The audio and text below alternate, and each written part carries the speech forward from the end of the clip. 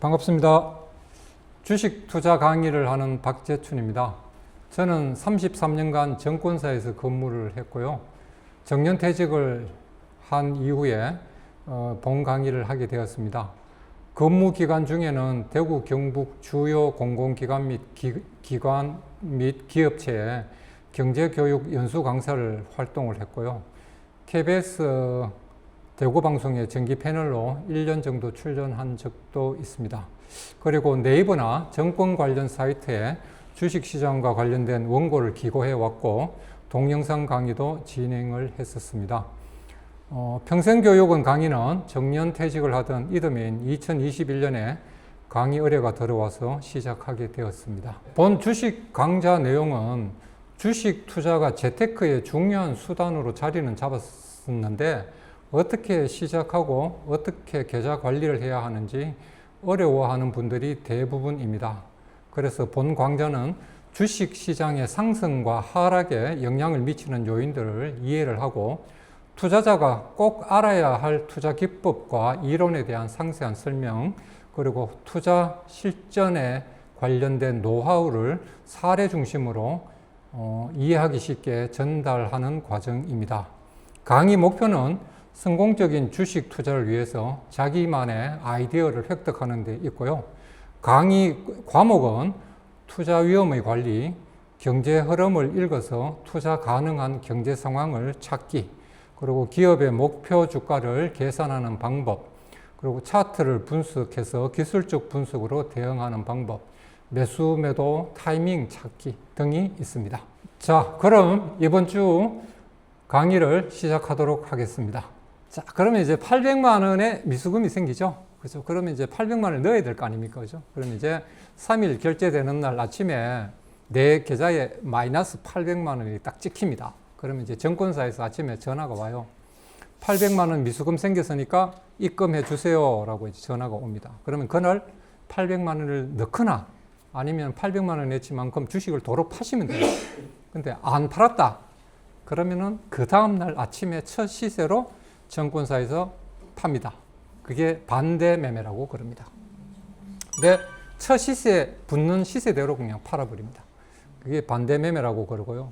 그러면은 이제 증권사에서 돈을 빌려줄 수도 있죠.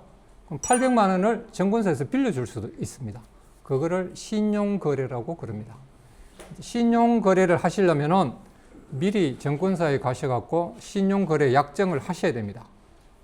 신용거래를 하겠다라는 약정을 하시면은 매수 주문을 하실 때 현금 매매 말고 신용 매매라는 게 있습니다. 그쪽 창으로 들어가셔갖고 신용으로 매수를 하시면은 800만 원을 결제되는 날 증권사에서 넣어줍니다. 그러면 그게 이제 그러면 800만 원의 대출금이 생기죠. 그럼 당연히 대출금이니까 이제 이자가 붙습니다. 그죠? 그래서 이자가 붙습니다. 이자가 보통 통상적으로 비쌉니다. 은행 대출금리의 2배입니다. 지금 같으면 한 8% 이상 받을 겁니다. 그리고 대출이니까 기한이 있습니다.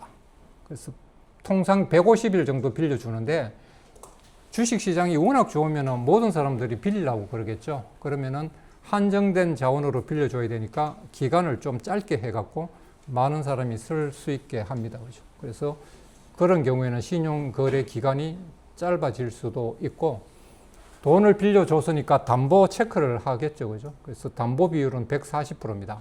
무슨 이야기냐면은 내가 증권사에서 1000만 원의 대출을 빌렸다. 그러면은 내가 갖고 있는 주식을 다 팔았을 때 1400만 원이 돼야 돼요. 그게 담보 비율 140%입니다. 근데 주가가 내리면은 이렇게 140% 밑으로 떨어질 수가 있죠. 그죠? 그러면은 증권사에서 전화가 옵니다. 담보 100만 원이 모자립니다. 100만 원 입금해 주세요라고 전화가 오는데 100만 원을 못 넣죠. 그죠? 그러면은 다음날 그 돈만큼 주식을 팝니다. 그게 반대 매매입니다. 그래서 신용 거래를 하시다가 주가가 막 급하게 내려간다. 그러면은 깡통이 납니다. 깡통 나는 이유가 내 돈 200만 원 뿐인데 800만 원을 빌렸잖아요. 그래서 주가가 20%만 내리면은 내 돈 200만 원 날아가 버리죠. 그래서 반대 매매 당하게 되면은 내 돈이 다 날아가 버리는 경우가 있습니다. 심할 때는 내 돈 밑으로도 내려간 이론적으로는 가능하죠, 그죠? 근데 내려가기 전에 그 증권사에서 팔죠. 그죠? 그게 반대 매매고요. 그다음에 이제 주식의 종류입니다. 아까 설명드렸습니다. 보통주, 우선주 설명드렸고요. 투자자 입장에서는 보통주를 하시는 게 맞습니다, 그죠? 그다음에 ETF 많이 들어보셨죠? ETF. 옛날에는 펀드 투자를 많이 했습니다, 그죠? 했는데 지금은 펀드가 돈을 넣고 빼는데 너무 시간이 오래 걸리죠. 그리고 종가로 항상 결정이 되니까 실시간으로 이렇게 내가 단가를 정할 수가 없습니다, 그죠? 그래서 그거를 펀드를 주식화했는 게 ETF입니다.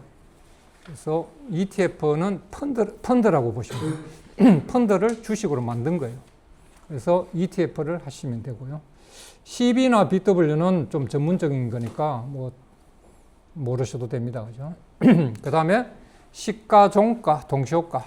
아침에 처음 시작하는 거를 시가, 마지막 가격을 종가라고 그러고요. 동시호가라는 거는 9시에 시장이 시작됩니다, 그죠? 그러면 그 전에 들어온 주문을 다 모아갖고 첫 시세에 딱 붙입니다. 어떤 룰에 의해서 딱 붙입니다. 그래서 첫 시세가 정해집니다, 그죠? 그래서 동시에 9시 1분 전에 들어온 거나 9시 10분 전에 들어온 거나 똑같이 맞는 걸로 취급을 하죠, 그죠? 그래서 동시호가라고 그럽니다. 그리고 시장이 급변하는 경우에 서킷 브레이커나 이런 게 걸리면은 시장이 중단되는 경우가 있습니다, 그죠? 그때도 딱 중단했다가 호가를 모아서 같이 이제 시작을 하죠, 그죠? 그걸 동시호가라고 그러고, 그 다음에 시장의 종류입니다. 거래소 아시죠? 코스피라고 그러죠. 코스닥. 그 다음에 코스닥 밑에 KOTC 시장이라고 있습니다. 잘 모르시죠? 그죠? KOTC 시장이라고 있습니다. 그죠? 예. 근데 우리는 이제 거래소하고 코스닥만 알면 됩니다. 그죠? 그 다음에 비상장 주식. 지난달에도 누가 전화 와갖고 구해줬는데 혹시 경험을 하셨는지 모르겠는데요. 비상장 주식을 한번 사보라고 권유를 하는 사람이 있을 겁니다. 그거는 99% 아니고 100% 사기입니다. 절대로 하시면 안 됩니다. 100% 사기입니다. 100%. 네, 그래서 비상장 주식은 100% 사기인데 어떻게 접근을 하느냐 하면은 이 회사가 지금 이렇고 이래가 3년 뒤 되면은 상장할 건데 그때 되면은 4만 원, 5만 원의 가치가 있는데 지금 만 원에 팔고 있으니까 돈이 급해가 그런다 만 원에 사라 이렇게 해서 접근을 해요. 근데 3년 뒤에 4만 원, 5만 원 할 주식 같으면은 여기 38 커뮤니케이션 정권 플러스라고 적어놨죠. 여기에 비상장 주식 매매하는 사이트입니다. 여기 들어가시면 다 있습니다. 근데 여기에 없다라는 거는 3년, 4년 뒤에 상장이 안 된다는 소리예요. 그래서 그러니까 그건 사기입니다. 그죠? 얼마 전에 한 달 됐는데 영대 법대 교수인데 대학교 법대 교수인데도 사기를 당해갖고 막 이제 고등학교 친구입니다. 전화가 와갖고 그러길래 야 이거 100% 사기라면서 절대로 돈 송금시키지 말라고 그랬는데 그런데도 누군지 사기친 놈이 누구냐면 제자래요, 제자. 그래서 설마 제자가 내한테 그러겠나 그러면서 그래 계약금 쪽으로 300만 원 보냈다고 그러길래 더 이상 절대로 보내지 말라 했더니 나중에 알고 보니까 사기였어. 그리고 그냥 300만 원 날린 거예요. 그래도 한 몇천만 원 날릴 300만 원 막아준 거예요. 밥 산다고 오라 그러는. 그 다음에 코스피와 다우지수, S&P 500. 코스피는 4,000인데 일본 지수는 니케이는 4만, 다우도 4만, 이렇게 돼 있죠, 그죠? 근데 어디 가서 이제 이런 소리 합니다, 그죠? 코스피는 4,000인데 니케이는 4만이고 우리 너무 저평가된 거 아이가? 니케이가 4만이면 우리는 한 2만 가야 되는 거 아이가? 억수로 무식한 소리입니다, 그죠? 그런 소리 하시면 안 됩니다. 이유가 뭐냐면은 기준 시점의 차이입니다. 우리나라는 1980년도 1월 4일을 100을 기준으로 합니다. 100을 기준으로 출발을 했고요. 미국의 다우는 1896년을 100으로 봅니다. 그래서 기준 시점의 차이라 갖고 지수가 다른 거예요. 근데 그거를 뭐 1000포인트보다 10,000포인트가 10배 정도의 뭐 경제 규모가 있냐, 그거는 아닙니다. 기준 시점의 차이입니다. 그래서 지수는 의미가 없습니다. 그 다음에 주식 매매 전에 확인해야 될 거 쭉 아까 처음에 다 설명드렸습니다. 액면가, 시가총액, EPS, PER은 뒤에 설명을 드릴 거고요. 배당금, 배당성량, 대주주지분율 설명을 드렸었고요. 기본적으로 요거 정도는 확인을 하고 들어가야 됩니다. 우리가 마트에 가고 물건을 살 때도 상품 설명서 보죠. 보면서 첫째 가격이 얼마인지 보고 뭐 성분이 어떤지, 그죠? 뭐 이런 거 보고 사잖아요. 그냥 벌떼 놓고 그냥 병만 보고 집어오는 거 아니죠, 그죠? 그것처럼 주식을 사면서 기본적으로 확인해야 될 겁니다. 그러니까 주식을 좋다 나쁘다는 개념이 아니고요.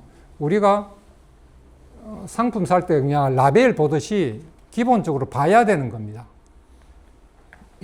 그 개념 설명드렸고요. 이거를 봐야 되는 이유는 기업을 판단하는 기준이 성장성과 항상성에 있기 때문에 그렇습니다. 그래서 성장성과 항상성에 있기 때문에 그렇고, 성장성은 주로 EPS, 항상성은 배당성량, 이렇게 판단을 하고, 그리고 요거를 보게 되면은 현재 주가의 역사적인 수준, 그러니까 역사적으로 봤을 때 어느 정도 수준에 있는가를 확인할 수가 있고, 비슷한 기업들끼리의 상대적인 수준도 확인할 수가 있죠, 그죠? 그래서 이런 거 정도는 기본으로 봐야 된다.